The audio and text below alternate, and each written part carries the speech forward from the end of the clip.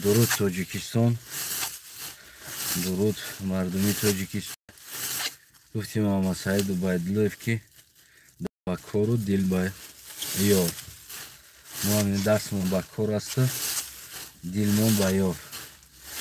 محمد سعید عبیدالله گفتیم گپی امروز یک سیتا تکنیم، سیتی رویو دست با کار دل با یار.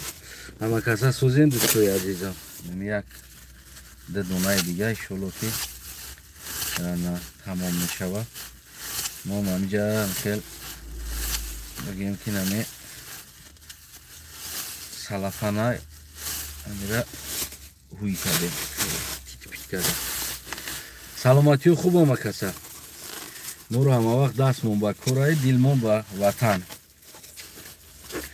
دوستای عزیزم همینجا کمی تماشا کردم در برای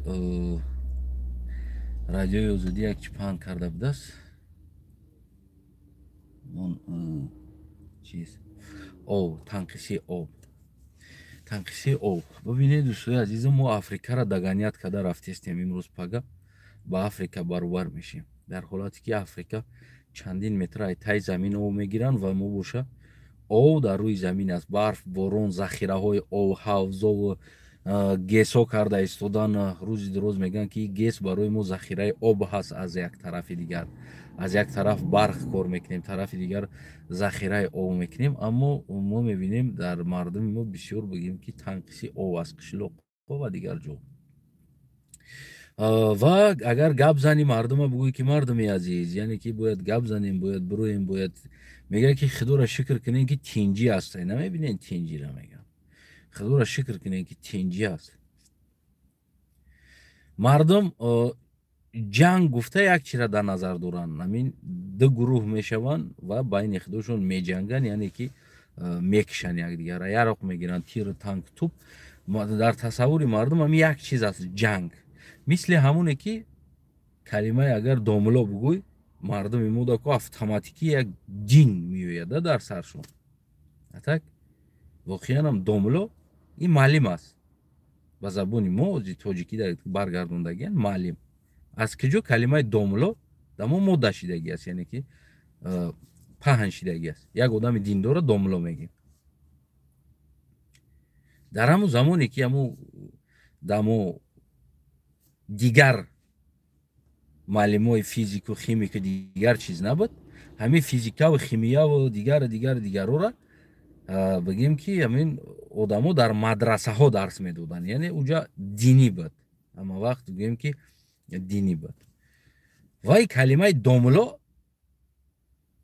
کرات کش کردن، ملا گفتند، اما این معلم گفتگی گپ است، این دین نیست، معلم گفتگی گپ است. دوملو گفتم ما میتونیم که یک ماتماتیکا دوملو بگیم. برای چی؟ برای که یعنی که معلمی ماتماتیک است. یک خیمیکا یا فیزیکا ما میتونیم دوملو بگیم. برای چی؟ برای که دوملو در اصل کلمه معلم است. این یگان دین در رب نداره.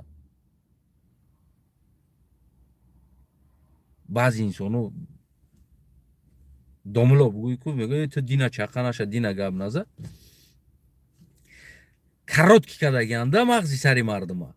کاراتکی. برای چی؟ برای که دیگر اینفرماسیا نیست برای مردم که بفهمن که ای بچه دوملو یگان دین نیست، یگان چیز نیست. این پروسته любой معلم خیمیک، فیزیک، بیولوژیا و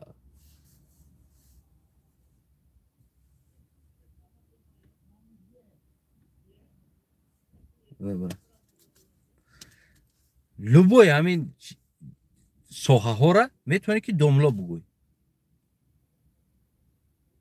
این را آزاد میگن دوملو. فرض کردیم در ازبکستان دوملو میگن معلم، نمیگن که ملو یا که اون چیزی یا معلم، دوملو میگن. از همین اینفرماسیون ما دور موندگی هستیم. برای همه هم ما کوتاه فکر میکنیم و جنگ هم خیلی آوردگی هست. همین همش آورده یک تکدگی هم که جنگ بگوی که این کشتن است، این خوردن است، این پراندن است. نه، جنگی اینفرماسیونی میشه و جنگی اقتصادی میشه و جنگی بگیم که مشزنی میشه و جنگی فیزیکی میشه و جنگی علمی میشه و جنگ همین جنگ هم که گوناگون ساحه جنگ است. میلیون سوها جنگ است. همه اینمی جنگ است. امروز ما 30 سال میشوه جنگ داریم. یک گروه به نام حکومت گفته اومده قطعی ما جنگ دارن. آبی ما را تنقیسی میکنن، زندگی ما تنقیسی است، جای کار نیست، همه را غصب کرده گرفتگی هستن، مجبور فرزندای ما را میگیرن خدمت میبرن. همه اینمی جنگ است.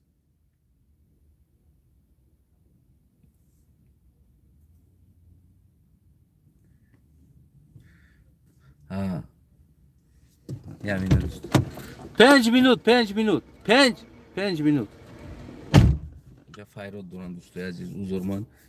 همه همی جنگ است. همه اینمی جنگ است. میفهمین امیره؟ ولی الهیده برای خدمت هم صحبت میکنیم.